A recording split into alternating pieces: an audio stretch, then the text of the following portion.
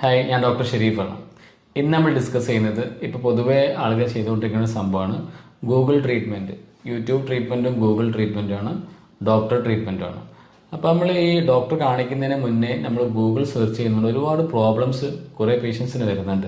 അതിൽ ഒന്ന് രണ്ട് കാര്യങ്ങൾ ഞാൻ പറഞ്ഞുതരാം. അതിൽ ഒന്ന്, എൻ്റെ അടുത്തൊരു പേഷ്യൻ്റ് വന്നു, ഒരാഴ്ച മുന്നേ വന്നത്. ആ പേഷ്യൻറ്റിന് നമ്മളെ മുഖം ഫേസ് ഒരു ഭാഗത്തോട്ട് ഇങ്ങനെ കോഴി നിൽക്കുന്ന പോലെ, നമ്മൾ ബെൽസ് പാൾസി എന്നൊക്കെ പറയുന്ന ഒരു അസുഖമാണ് അവർക്ക് ഉണ്ടായിരുന്നത്.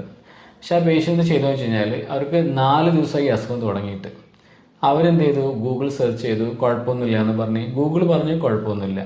അതുകൊണ്ട് അവരെന്ത് ചെയ്തില്ല, 4 ദിവസം നമ്മൾ പ്രസൻറ്റ് ചെയ്യുന്നതിന്. പക്ഷേ ഈ ബെൽസ് പാൾസി എന്ന അസുഖത്തിന് നമ്മൾ ഫിസിയോതെറാപ്പിയും കാര്യങ്ങളൊക്കെ എടുക്കേണ്ട ആവശ്യമുണ്ട്. ഇനി വേറെ എന്തെങ്കിലും കോംപ്ലിക്കേഷൻ കൊണ്ടാണോ അത് വന്നത് അറിയാം, ചിലപ്പോൾ സ്ട്രോക്കിൻ്റെ ഭാഗമായിട്ട് വരാനുള്ള ചാൻസ് ഉണ്ട്. അപ്പോൾ ഇതൊന്നും അറിയാതെ അവർ ഗൂഗിൾ പറഞ്ഞു എന്ന് പറഞ്ഞ് 4 ദിവസം കഴിഞ്ഞാൽ വരുന്നത്. അപ്പോൾ അതിൻ്റേതായിട്ടുള്ള പ്രോബ്ലംസ് അവർക്ക് ഭാവിയിൽ കാണിക്കാൻ ചാൻസ് ഉണ്ട്. ട്രീറ്റ്മെൻറ്റ് ഡിലേ വന്നതിൻ്റെ ഭാഗമായിട്ടുള്ള ട്രീറ്റ്മെൻറ്റ് പെട്ടെന്ന് റിലീവ് ആവാത്ത ഈ പ്രശ്നങ്ങൾക്ക് അവർക്ക് വരാൻ നല്ല ചാൻസ് ഉണ്ട്. ഒന്നാമത്തെ കാര്യം അതാണ്. അങ്ങനെ ഒരുപാട് പേഷ്യൻസാണ് ഓരോ ദിവസം വന്നുകൊണ്ടിരിക്കുന്നത്. ഒരു പേഷ്യൻ്റ് വന്നു, അവർക്ക് കാലിൽ മസിൽ പെയിൻ ആണ്. അവരെന്നെ ഗൂഗിൾ സെർച്ച് ചെയ്തു, ഒരുപാട് ടെസ്റ്റുകൾ ചെയ്തിട്ടാണ് വന്നത്. തൈറോയ്ഡ്, വൈറ്റമിൻ D3, അതേപോലെ തന്നെ അങ്ങനെ ഒരുപാട് ടെസ്റ്റുകൾ ചെയ്തിട്ടാണ് അവർ വന്നിട്ടുണ്ടായിരുന്നത്. അപ്പോൾ ഇങ്ങനെ ഈ പ്രശ്നങ്ങൾ വരുന്ന സമയത്ത് അവർക്ക് ശരിക്കും ആ പേഷ്യൻസിൻ്റെ വാദത്തിൻ്റെ പ്രശ്നം, ചെറിയ കുട്ടിയാണ്, ഒരു 17 വയസ്സായ കുട്ടി. അപ്പോൾ ഇങ്ങനെയൊക്കെ വരുന്ന സമയത്ത് ഗൂഗിൾ ട്രീറ്റ്മെൻറ്റ് എടുക്കുന്ന സമയത്ത് ഗൂഗിളിൽ നമ്മളൊരു തലവേദന എന്ന് സെർച്ച് ചെയ്യുന്ന സമയത്ത് അതിന് കോസായിട്ട് ഒരുപാട് പ്രശ്നം ഒരു കാരണങ്ങൾ കാണാൻ പറ്റും. നമുക്ക് തലവേദന ഒരുപാട് കാരണം BP പ്രശ്നം കൊണ്ട് വരാം, അതേപോലെ സ്ട്രോക്കിൻ്റെ പ്രശ്നം കൊണ്ട് വരാം, മൈഗ്രെയിൻ്റെ പ്രശ്നം കൊണ്ട് വരാം, ടെൻഷൻ കാരണം വരാം, ഉറക്കം കുറഞ്ഞാൽ വരാം, ബ്രെയിൻ ട്യൂമർ കാരണം വരാം, കണ്ണിൻ്റെ പ്രശ്നം കൊണ്ട് വരാം, കാഴ്ചക്കുറവ് കൊണ്ട് വരാം, കണ്ണിൽ പ്രഷർ കൂടിയാൽ വരാം. അങ്ങനെ ഒരുപാട് കാരണം തലവേദന കാരണം വരാം, പനി വന്നാലും വരാം, അങ്ങനെ ഒരുപാട് ടെൻഷൻ കൊണ്ട് വരാം. അങ്ങനെ ഒരുപാട് കാരണമുണ്ട്, നമുക്കറിയാലോ. അപ്പോൾ അതിൽ നമ്മൾ കാരണം എന്താണെന്ന് അറിയണമെങ്കിൽ നിങ്ങൾ അടുത്തൊരു ഡോക്ടറെ കൺസൾട്ട് ചെയ്ത് ഡോക്ടർ നിങ്ങളുടെ സിംറ്റംസും നിങ്ങളുടെ ഡ്യൂറേഷനും അതുമായി ബന്ധപ്പെട്ട നിങ്ങളെ വൈറ്റൽ ചെക്കിങ്ങും ഇതെല്ലാം നോക്കിയിട്ടാണ് അത് നിങ്ങൾക്ക് എന്താ അസുഖം ഡോക്ടർ കൺസൾട്ട് ചെയ്യുന്നത്. അതേസമയം നിങ്ങൾ മൊബൈലിൽ സെർച്ച് ചെയ്യുന്ന സമയത്ത്, ഗൂഗിളിൽ സെർച്ച് ചെയ്യുന്ന സമയത്ത് നിങ്ങൾക്ക് അതെന്ത് കിട്ടണമെന്നില്ല. നിങ്ങൾ അത് കണ്ട് നിങ്ങൾ ടെൻഷൻ കൂടാന്നല്ലാതെ അതുകൊണ്ട് നിങ്ങൾക്ക് ഒരു ഉപകാരം ഉണ്ടാവുന്നില്ല. അപ്പോൾ നിങ്ങൾ എന്ത് ചെയ്യാൻ പറ്റും, നിങ്ങൾക്ക് വേണമെങ്കിൽ സെർച്ച് ചെയ്യാം, അതിന് കാര്യങ്ങൾ കണ്ടുപിടിക്കാം. പക്ഷേ നിങ്ങൾക്ക് ട്രീറ്റ്മെൻറ്റ് പക്ക കിട്ടണമെന്നുണ്ടെങ്കിൽ നിങ്ങൾ നിർബന്ധമായിട്ട് നിങ്ങൾ എന്ത് ചെയ്യണം, ഒരു ഡോക്ടറെ കൺസൾട്ട് ചെയ്യുകയും ഡോക്ടറുടെ ഒപ്പീനിയനും അതൊക്കെ ചെയ്യണം. ഇപ്പോൾ പുതിയൊരു ട്രെൻഡ് നമ്മൾ നടന്നുകൊണ്ടിരിക്കുന്ന സംഭവമാണ്.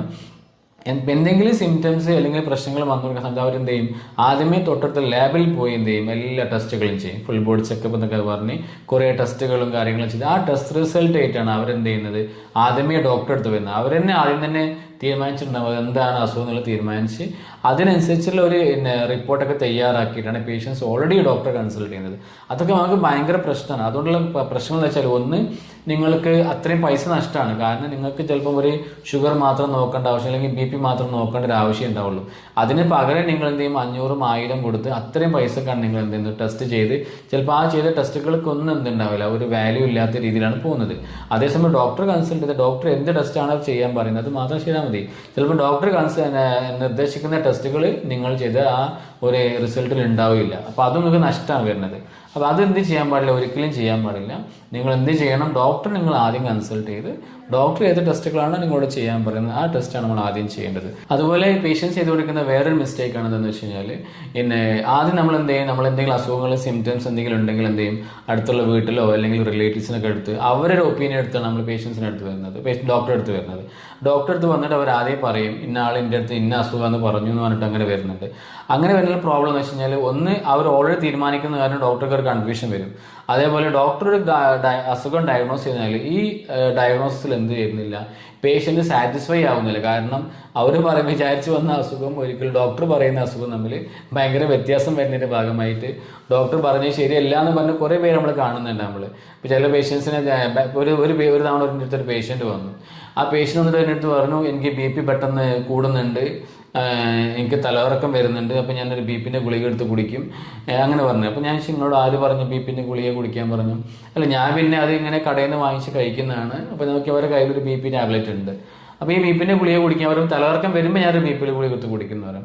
അങ്ങനെ സിംറ്റംസ് ഇത് എല്ലാം ഞാൻ നൈസ്റ്റൊക്കെ എടുത്ത് കഴിഞ്ഞ് വന്നപ്പോൾ അവർക്ക് ബാലൻസ് പ്രശ്നമാണ്, ചെവികളിൽ കുറവുണ്ട്, അവർക്ക് റൂം മൊത്തം കറങ്ങുന്ന പോലത്തെ ഉണ്ട്, വൊമിറ്റിംഗ് വരുന്നുണ്ട്, ആ ബാലൻസ് ചെവി ഇളകുന്ന സമയത്ത് തല ഇളകുന്ന സമയത്ത് അപ്പോൾ അവർക്കൊരു ബാലൻസ് പ്രശ്നം ഉണ്ടായിരുന്നത്.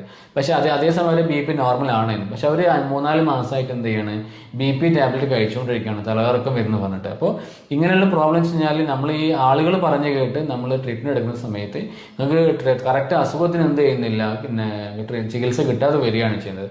അപ്പോൾ നിങ്ങൾ എന്ത് ചെയ്യും, റിലേറ്റീവ്സിൻ്റെ അടുത്തും ഫ്രണ്ട്സുകളുടെ അടുത്തും നിങ്ങൾ അസുഖങ്ങൾ ഡിസ്കസ് ചെയ്യുന്ന ഒഴിവാക്കിയിട്ട് നിങ്ങൾ എന്ത് ചെയ്യുക, അസുഖങ്ങളെ പറ്റി എപ്പോഴും നിങ്ങൾ എന്ത് ചെയ്യുക, അടുത്തൊരു ഡോക്ടറെ കൺസൾട്ട് ചെയ്ത് അവർ ഒപ്പീനിയൻ എടുക്കാൻ ശ്രമിക്കുക. അതിനുള്ള അനുസരിച്ചുള്ള ചികിത്സയും ടെസ്റ്റുകളും ഫോളോ അപ്പും കാര്യങ്ങളൊക്കെ ചെയ്യാൻ ശ്രമിക്കുകയാണ് ചെയ്യേണ്ടത്. അതേപോലെ തന്നെ ആൻറ്റിബയോട്ടിക് ടാബ്ലറ്റ് കഴിക്കുന്നതിനെ പറ്റിയിട്ടാണ്. ആൻറ്റിബയോട്ടിക് ടാബ്ലറ്റ് ഒരിക്കലും നിങ്ങൾ സ്വന്തം ഇഷ്ടപ്രകാരം ഈ ഫാർമസിയിൽ നിന്ന് വാങ്ങുകയും കഴിക്കുകയും നിങ്ങൾ നിർബന്ധമായിട്ട് ഒഴിവാക്കണം. അത് നിങ്ങൾ എന്ത് ചെയ്യുക, ഡോക്ടറെ കൺസൾട്ട് ചെയ്യുന്ന ആ രീതിയിൽ തന്നെ, അതുതന്നെ ഡോക്ടറെ കൺസൾട്ട് ചെയ്യുന്ന പോലെ നിങ്ങൾ ഫുള്ളായിട്ട് കോഴ്സ് കംപ്ലീറ്റ് ചെയ്യണം. ഒരു കാരണവശാലും സിംറ്റംസ് റിലീഫ് ചെയ്യുന്ന സമയത്ത് ആൻറ്റിബയോട്ടിക് എന്ത് ചെയ്യാൻ പാടില്ല, കഴിക്കാൻ പാടില്ല. നിങ്ങൾ നിർത്താനോ അതിനനുസരിച്ചുള്ള കാര്യങ്ങൾ ചെയ്ത് ആൻറ്റിബയോട്ടിക് റെസിസ്റ്റൻസ് എന്ന സ്റ്റേജിലോട്ട് പോവുകയും ഭാവിയിൽ നിങ്ങൾക്ക് അത് ബുദ്ധിമുട്ടുണ്ടാകുകയാണ് ചെയ്യുന്നത്. ഇത്തരം കാര്യങ്ങൾ നിങ്ങൾ എന്ത് ചെയ്യണം, ഈ സ്വന്തമായിട്ടുള്ള ചികിത്സയും ഗൂഗിൾ ട്രീറ്റ്മെൻറ്റും കാര്യങ്ങളെ പറ്റി നിങ്ങൾ അറിഞ്ഞിരിക്കണം. Thank you.